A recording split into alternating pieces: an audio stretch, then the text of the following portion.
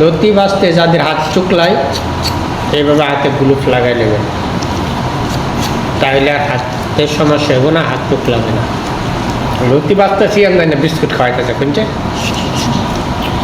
Duty শেষ করে আসিবেলা ভাবলাম যে রুমে যায় তো লতি বাঁচবো, দুধটা গ্লুভ নিয়ে যাই, তাই নিয়ে আসলাম।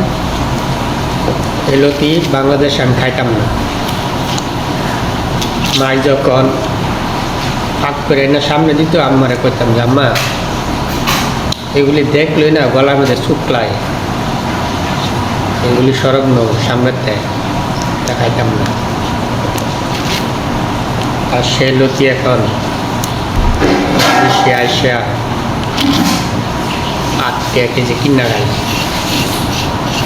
আর বাংলাদেশেও আমার নিজের রেখার থাকতো, আমার আব্বাই গৃহস্থী কাজ করে,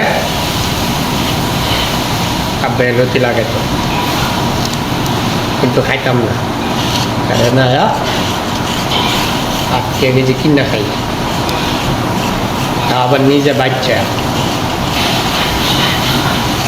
হাইরে প্রবাস। এটা বাপের হোটেল না যে যা খুশি তাই করা যায় না, যে একটা কুমড়ো খাইতাম না বাপ আর একটা